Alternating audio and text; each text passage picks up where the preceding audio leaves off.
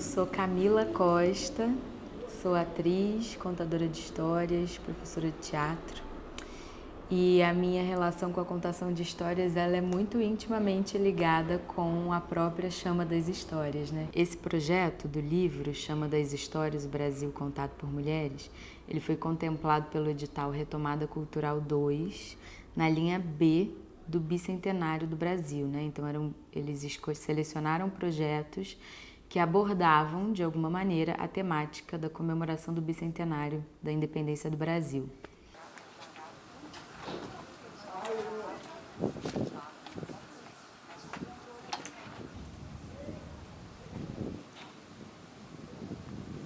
Tinha sido mãe recentemente, e isso moveu muitas coisas na minha vida, assim, em termos artísticos.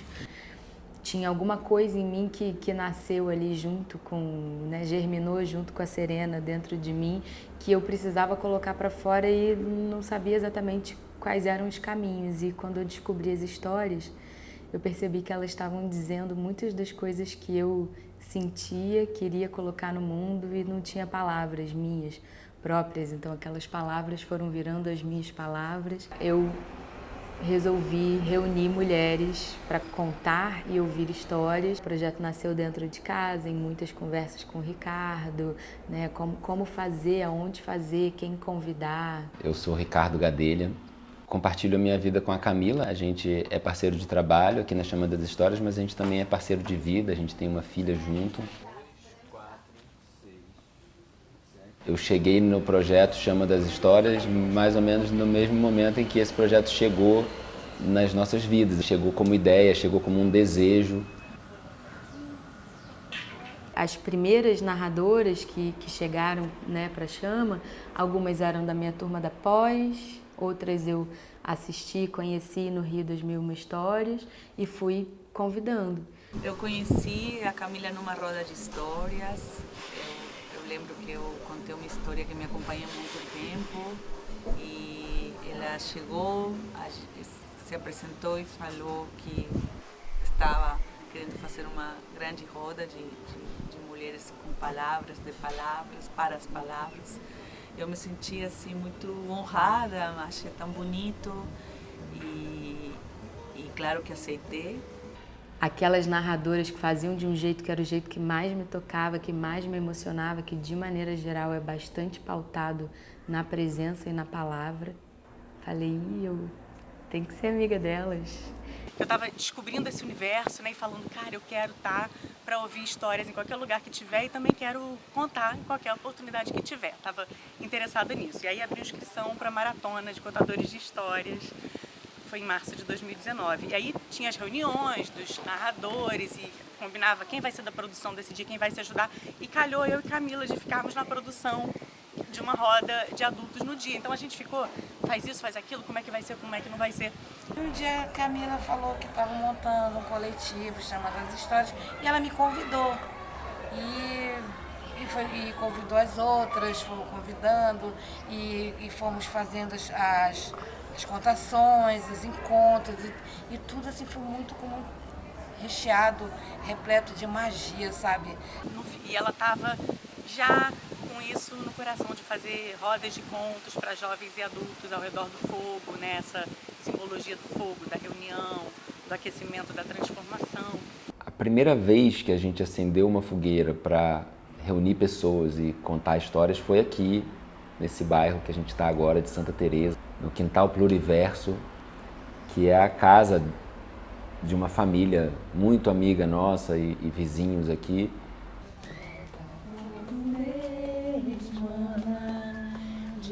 Éramos eu, Rita, Rosana, Emiliana, Gisele, Ana Amor e Lúcia. Essa primeira edição da Chama tem uma coisa muito especial, que assim, foi tudo muito amador, no melhor sentido dessa palavra. Assim. Foi um evento de fundo de quintal, literalmente, assim, que a gente estava no fundo do quintal de uma casa, de amigos. Foi a gente que fez tudo, a gente passou o dia lá limpando o quintal, cenografando algumas coisas. Ricardo Catolém, a gente montou a fogueira, a gente arrumou tudo. Nossas comadres, Maria e Luísa, fizeram um barzinho, né, para servir uma sopa, um caldo para quem estivesse lá. Então, assim, foi tudo feito com muito cuidado, com muito amor e de uma forma muito artesanal, assim. Eu peço licença a todos que vieram antes de nós, que nos deixaram as histórias como herança. Quando a chama aconteceu a primeira vez, é claro que eu tinha noção da potência que a coisa podia ter, e teve, mas eu não planejava exatamente como que ia ser o desenrolar do projeto. As coisas foram acontecendo um pouco de encontro a encontro, né? A cada encontro revelava-se um possível novo encontro e uma possível nova voz feminina que ia chegar, e aí essa teia foi se formando. Uma de frutas, outra de água. Ele ficou enfurecido. E aos poucos a chama foi entrando em espaços mais institucionais, né? A gente foi convidado para participar da Flip, o Salão Ler, o Sesc passou a ser um parceiro importante para a gente também. E isso foi muito bonito da gente ver a versatilidade do projeto. A gente já fez muitos lugares diferentes, né, com propostas diferentes, com composições diferentes do próprio grupo, que às vezes são as 7 da formação anterior, tem vezes que são 3, às vezes são 4, é uma coisa muito versátil. E desde o início, assim, já estava escrito que seria uma história de sucesso, porque é um projeto muito bem pensado. Acho que eu participei de quase todas as chamas desde então, e é muito rico, né? É muito bom estar junto, é muito bom. Eu sou muito de trabalhar junto, de trocar, gosto de ouvir, gosto de fazer coletivo. Então, eu tenho uma gratidão imensa por esse projeto. Acho que quando teve a pandemia a gente se reinventou também, a gente fez registro de algumas rodas em vídeo que ficaram belíssimos. A gente na época tinha até algumas apresentações vendidas que não chegaram a acontecer.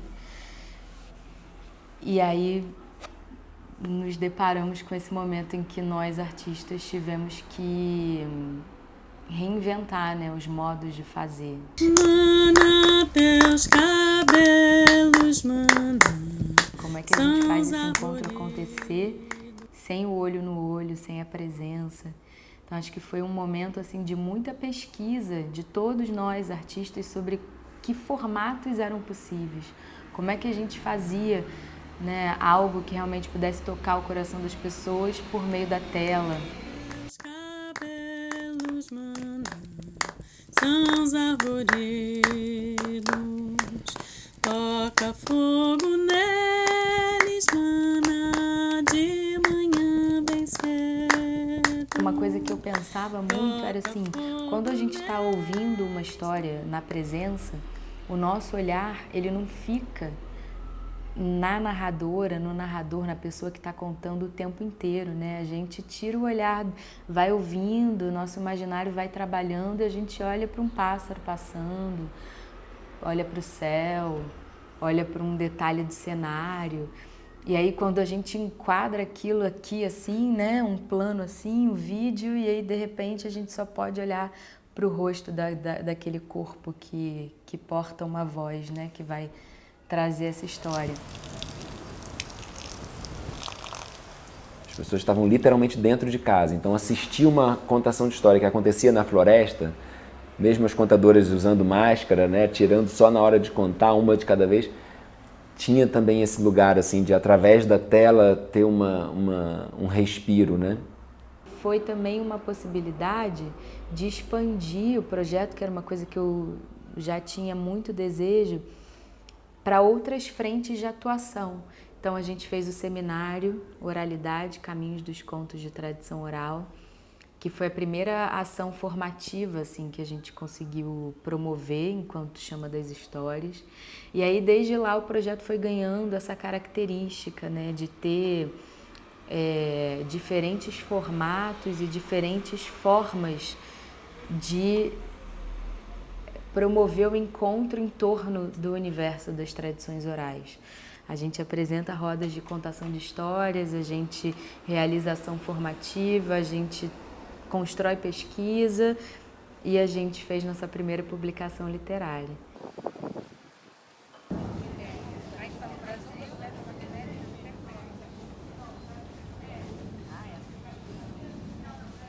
Boa noite, gente. Sejam muito bem-vindas, bem-vindos, bem-vindos à Chama das Histórias. Que bom que vocês chegaram. Essa roda hoje, ela tem um motivo especial de estar acontecendo. A gente está aqui para celebrar o nascimento desse livro, Chama das Histórias, o Brasil contado por mulheres. Eu estou pensando entre o Espelho Mágico e alguma história de diabo, que eu gosto muito de história de diabo. Estou entre Coco Verde e Melancia, mas a que eu estava mais querendo contar mesmo é aquela história que eu já contei milhões de vezes, que é a Lenda do Beija-Flor. Eu tenho a minha versão da Matinta, que eu gosto muito. No início, quando a Camila falou, fez o chamado na roda e falou, vai nascer um livro, claro que as ideias vieram, posso falar de quê? As perguntas de quem que vamos falar, como assim, como não. É engraçado, porque no meu caso, por exemplo, era o bicentenário, não? No meu caso, assim, era a temática. Eu falava, gente, mas eu sou peruana, posso? Tudo bem? E não era o caso, claro que sim. Até chegar, né, na concretização do livro, nós tivemos várias reuniões, né? Várias reuniões online, principalmente, porque tem pessoas que têm outra cidade, né? Somos 10 mulheres, 10 cabeças pensando, 10 contos diferentes.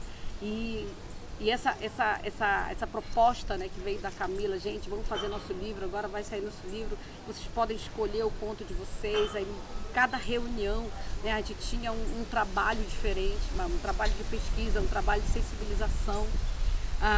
Vieram convidados conversar com a gente, trazer mais elementos, né, para essa feitura desse livro, esse caminho, esse traçar, essa trama toda. Tivemos essas referências todas para despertar, né, as nossas palavras. Somos 13 mulheres envolvidas na escrita do livro, 10 narradoras autoras, mais a Aurita Tabajara, que escreveu o prefácio, que chegou agora, o primeiro projeto que ela faz com a gente, Ana Gibson, que facilitou junto com a Juliana Franklin, que é uma das autoras, um encontro em que a gente estudou um pouco sobre pesquisa e escrita dos contos de tradição oral, né? Elas têm uma bagagem, uma pesquisa muito profunda nesse campo.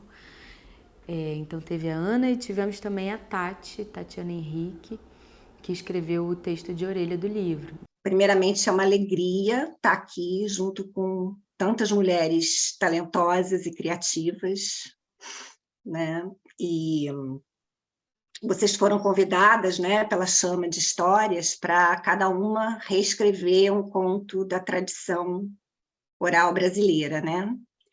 E eu e a Ju, a gente foi convidada hoje para dividir com vocês um pouquinho do nosso processo, né, de reconto dos contos da tradição oral. E quem sabe, né, durante essa conversa, a gente pode ajudar a lançar, né, uma chama nesse processo de escrita.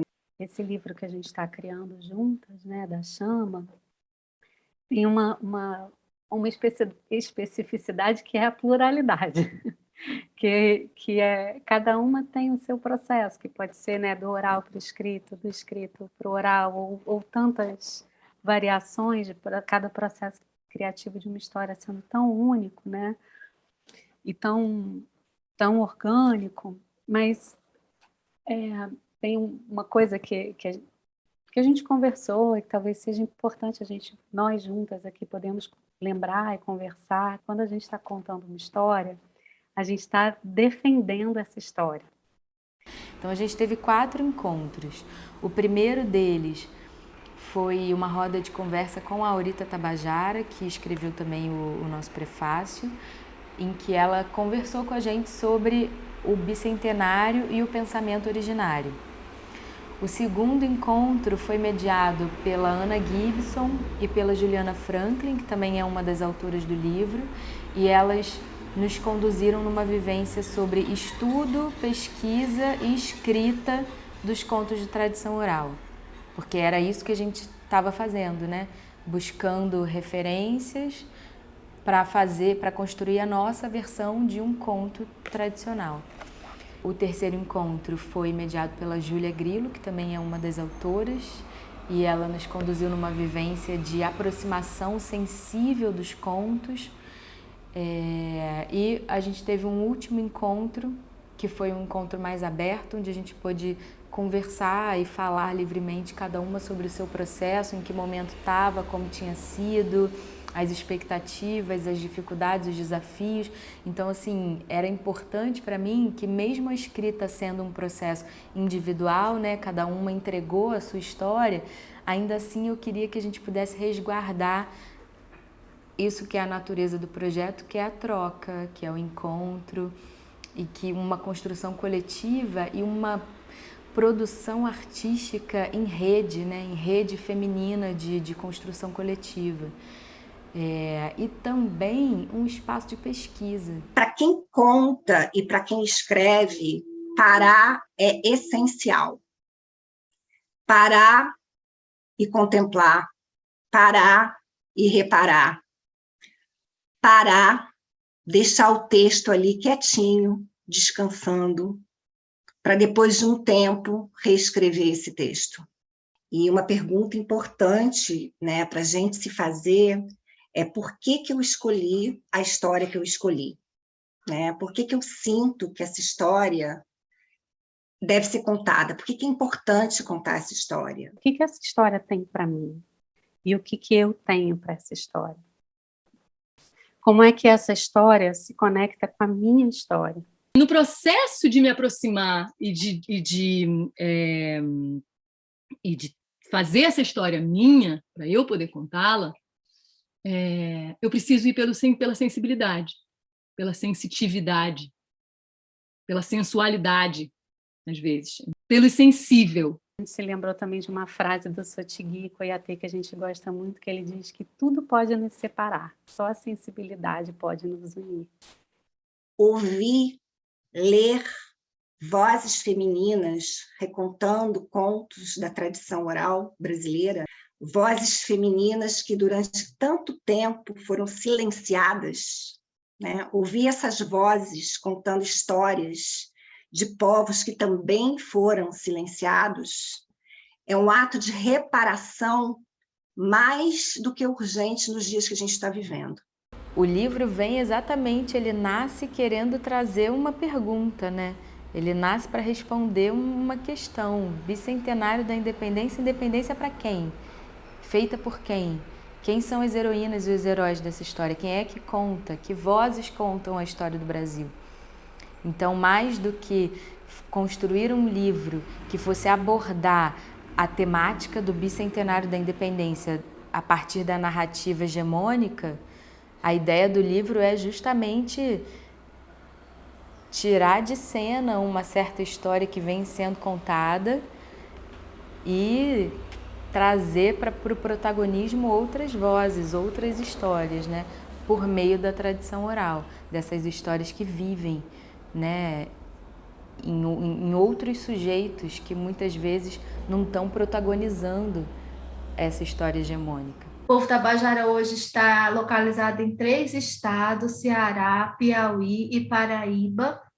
São povos tabajara, mas com culturas e tradições diferentes, né? Por conta do estado que muda, por conta da região que muda. Então, a gente precisa também entender que são culturas indígenas, né? E não há cultura indígena. Há 522 anos, a gente vem tentando sobreviver sem deixar de ser quem nós somos. Eu tenho, assim, a impressão de que as pessoas, assim, muitas pessoas acham bonito a nossa cultura, querem dançar um toré junto com a gente, mas não respeitam como deve, não respeitam como deve ser, sabe?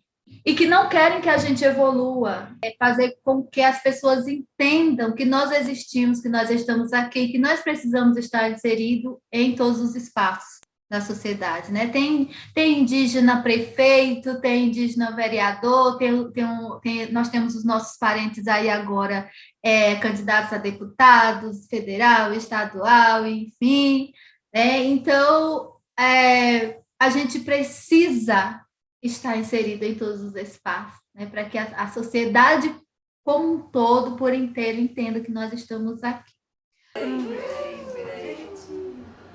Posso abrir? Posso abrir?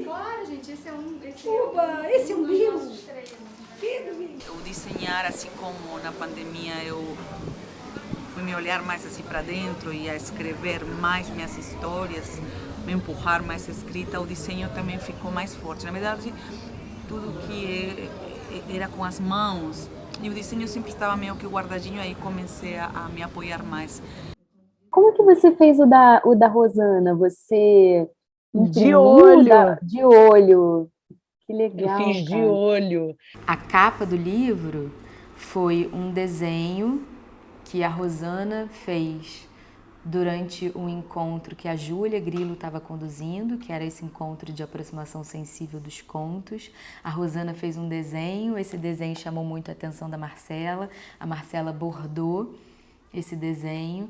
Esse foi o final, esse era tipo um rascunho, aí daqui eu voltei pro desenho, aí eu fiz vários desenhos, porque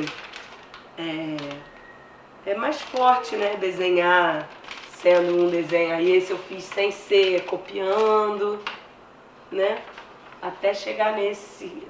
Aí ganhou uma estrela, ganhou um passarinho, ganhou uns peixes aqui embaixo. A gente reuniu aqui nesse livrinho 10 contos de diferentes tradições orais brasileiras, com a intenção de celebrar a diversidade cultural do nosso país. Nesse ano de 2022, comemora-se o bicentenário da independência do Brasil.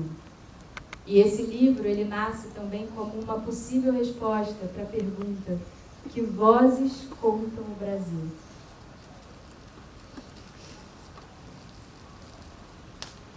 O livro é dedicado à memória de Marielle Franco, porque seria impossível ouvir um Brasil contado por mulheres que não se lembrasse do legado dessa mulher que foi e continua sendo Marielle Franco. Presente. Vamos aí.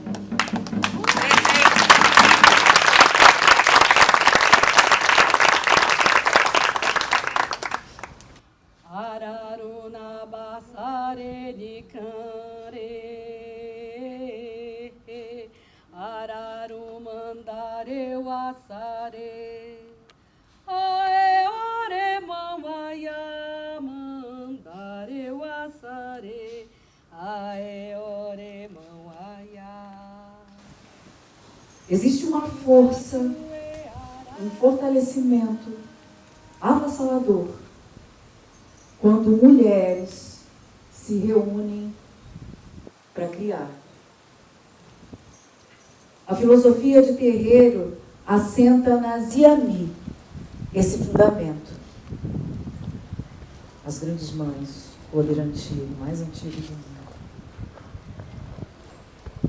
Não há nada que se faça sem as mulheres, sem a sua permissão. Não há poder que se roube delas, que o cosmos não circule e não cobre de volta a elas. Elas dizem, estabelecem o que será e o que não, e assim se faz. O poder da palavra é político e mulherista. A escrita, ela é um processo um pouco mais individual, né?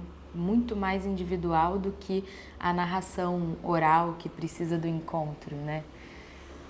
E aí eu ficava pensando, como é que a gente vai fazer essa natureza de trabalho que é mais de uma ordem mais individual, solitária, né?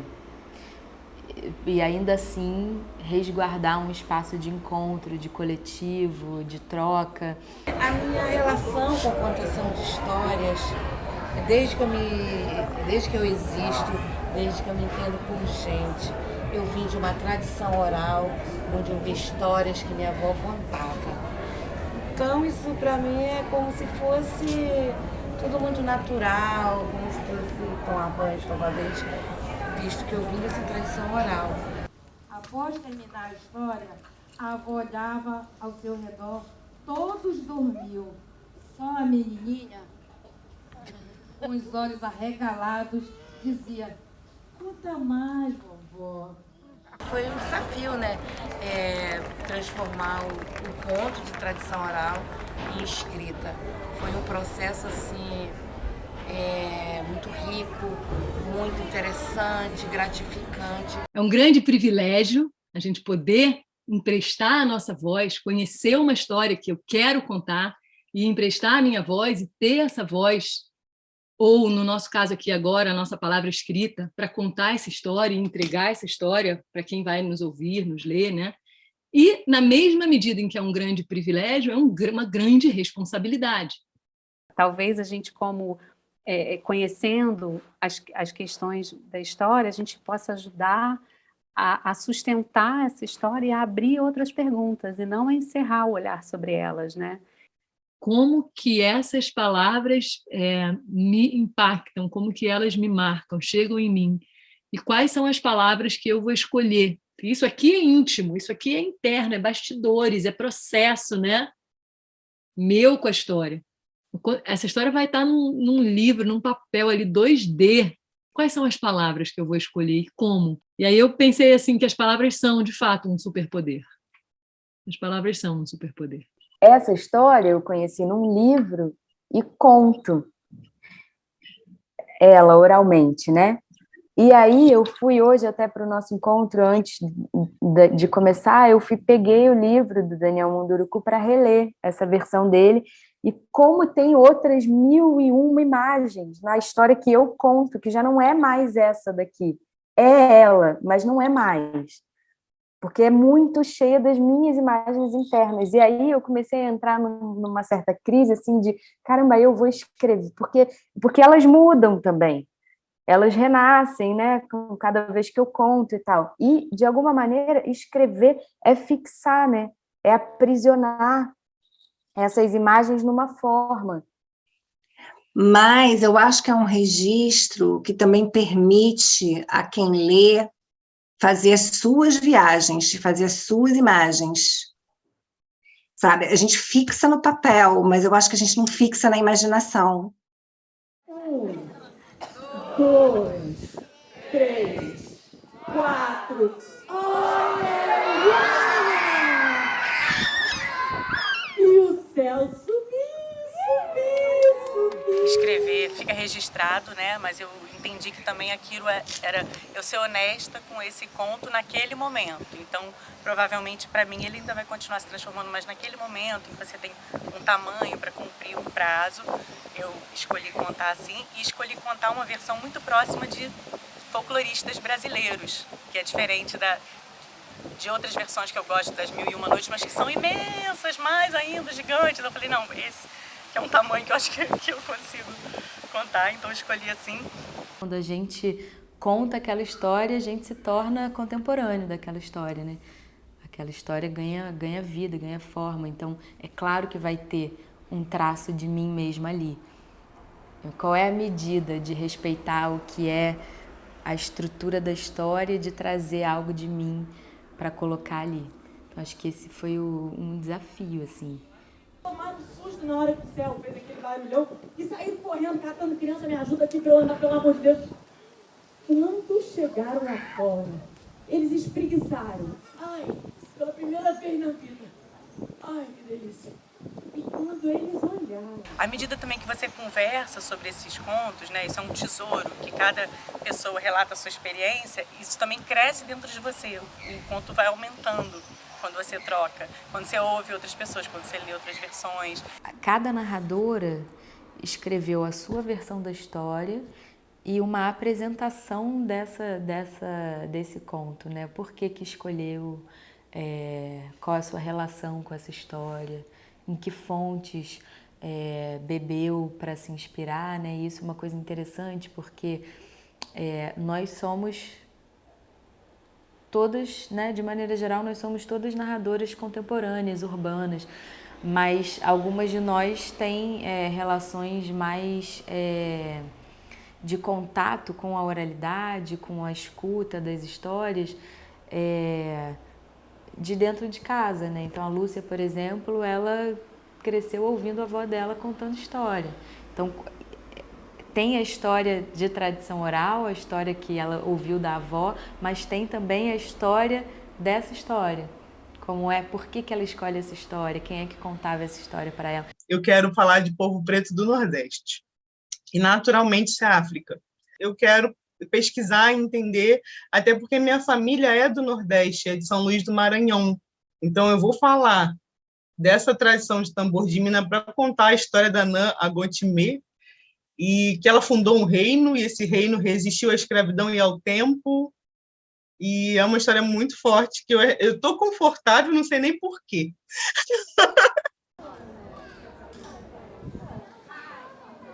Uma senhora, lá em São Sebastião da Boa Vista, onde eu morei, minha primeira infância, né? E o apelido dela era Velha Joca da Borracha. Velha Joca da Borracha não é matintoso isso? Claro, e ela era magrinha, sequinha. E depois de um tempo não tinha mais dente também. E além disso, eu tinha muita ruga. Aí assim, sem ruga, e não falava com ninguém. Não dava muito papo, ficava sozinha na casa dela. Quietinha, a gente lá de longe. A gente via ela assim, ó. Na redinha dela deitada, se embalando. E eu morava lá na São Sebastião da Boa Vista, no arquipélago do Marajó, onde não tinha luz elétrica, só tinha lamparina, só tinha luz de velas, né? Lampião, candeeiro. E a gente morria de medo de ouvir aqueles sons dos pássaros noturnos, das aves, daqueles animais, sapos, tudo. Eu escolhi essa história porque ela está dentro de mim. A história ela fala em mim, a Matinta Pereira mora em mim, ela faz parte da minha pele, do meu sangue. Matinta, quer fogo?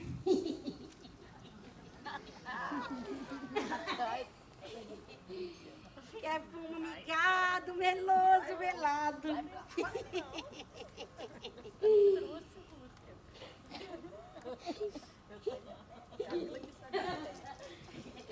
E dei muito sumo, Torquato não pita nem mais que lixeira.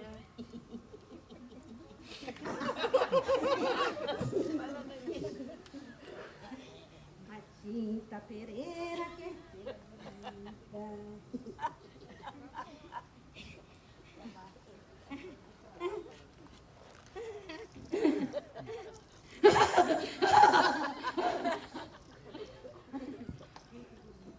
Eu escutei essas histórias das minhas tias e hoje, já sem a presença física delas, eu busquei através de pesquisas. Foi bem na pesquisa da internet mesmo. Eu não tive assim, facilidade de encontrar registros escritos.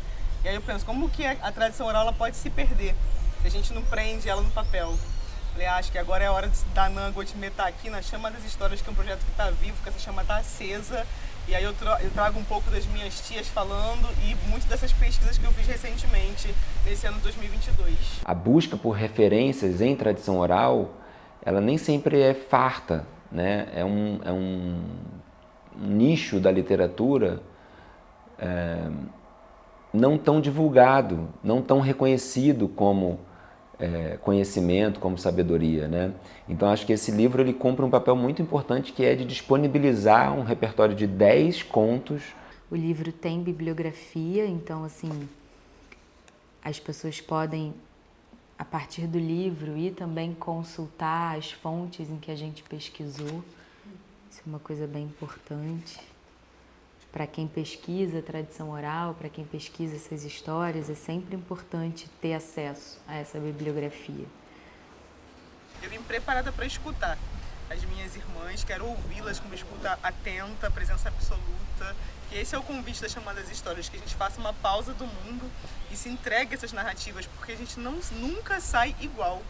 A Chama ela propõe um exercício de escuta, né? De você ir lá e ouvir narrativas que são tão antigas, né? Tão plurais e tão complexas, muito simples, são só histórias, mas cada uma delas assim guarda símbolos, guarda metáforas, guarda mensagens. A arte de contar histórias é a arte urgente do encontro, né? É contar história, contar história. Contar história por quê? Tá junto para contar história. Para quê? Para escutar, pra gente se ouvir. Para contar história, que eu tenho a melhor história do mundo para contar. Não, é porque eu vou logo depois, eu vou poder sentar e vou poder ouvir a história que a outra pessoa vai contar. O que a gente quer mesmo é ficar na roda se encontrando, né? E essa arte, ela é essencialmente coletiva, assim. A arte de contar história, ela é totalmente coletiva. Ela vai de encontro a essa paz que a gente está buscando. Maria pegou o violino, Tocou e encantou-se. A música tomou conta do ambiente e embalou seu sono.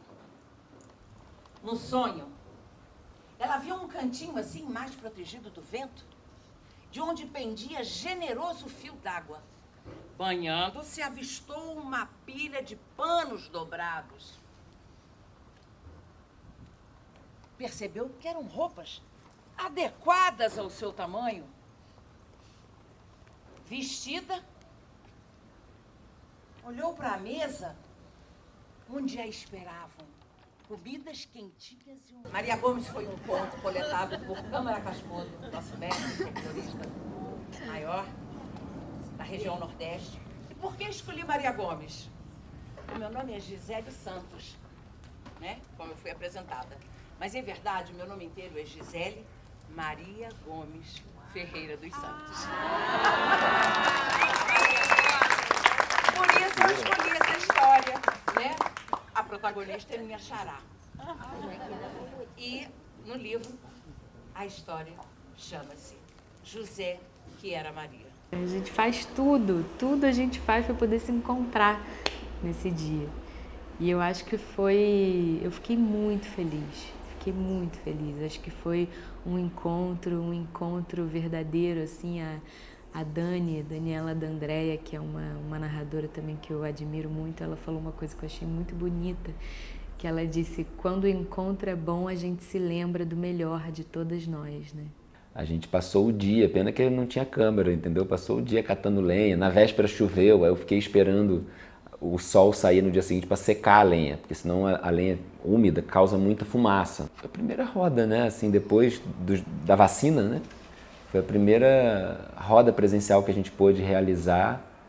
Então tinha esse gostinho assim de retomada, de reencontrar as pessoas. Isso que é lindo, assim, contar a história junto, no fogo. Não porque, poxa, fazia-se assim, então, hoje não se faz mais. Aí tem uma palavra que eu detesto, resgate. Não tem nada a ver com resgate. Tem a ver com atualização de gesto necessário. Qual é a atualização do gesto necessário? Bordar muito, pra mim. Você faz um evento, você nunca sabe quem vem, se vai chover, se não vai chover. São tantas variáveis, e aí fez tempo bom, a luz ficou bonita, a gente acendeu a fogueira, as pessoas vieram, tantas pessoas queridas, assim, foi muito especial.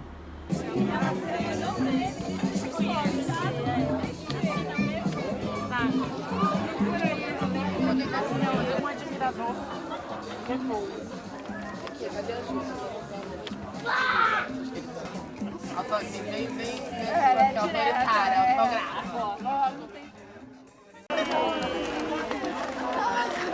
E ela estava apaixonada. Essa caneta, na verdade, já vai que eu peguei na mala dele. Que esse livro abra muitas portas para todas nós, que ele chegue a muitas pessoas, que as pessoas se emocionem com ele, que ele toque os corações, que ele nos lembre do melhor de todas nós, que ele nos lembre do que a gente pode ser. A Chama das Histórias é um grande encontro mesmo, assim. Para mim, é encontrar com essa criança que, com 2, 3 anos de idade, catava graveto por onde andava, entende? É um encontro com essa prática muito ancestral de ficar em volta da fogueira, né?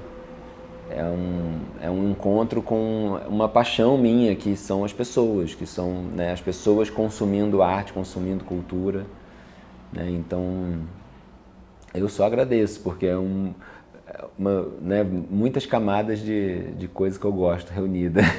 Vai,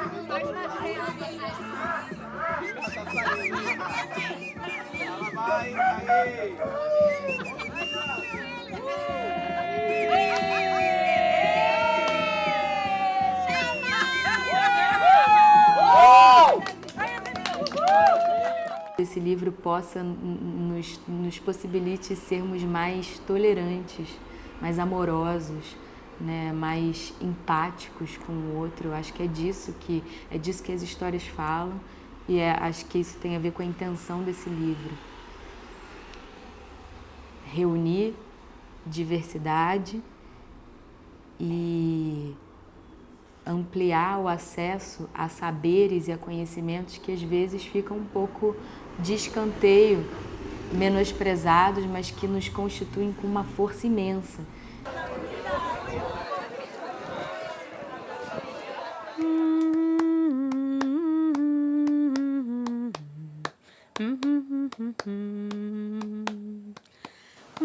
Cada vez que uma história é contada em voz alta, a vida é recriada. Quando ouvimos uma história, é diretamente ao nosso espírito que essa qualidade de palavra se dirige. E para que o espírito possa viajar em segurança, é preciso manter o corpo aquecido. Para isso, alimenta-se o fogo. A chama que queima a madeira nos lembra também sobre o mistério que habita em tudo que vive. Mana, teus cabelos, mana, são os arvoredos. Mana, teus cabelos, mana, são os arvoredos. Toca fogo neles, mana, de manhã bem cedo. Toca fogo neles, mana, de manhã bem cedo. Mana, teus cabelos, mana, são os arvoredos. Mana, teus cabelos, mana, são os arvoredos. Toca fogo neles, mana, de manhã bem cedo. Toca fogo neles, mana, de manhã bem cedo. Mana, teus cabelos, mana, são os arvoredos. Mana, teus cabelos, mana, são os arvoredos.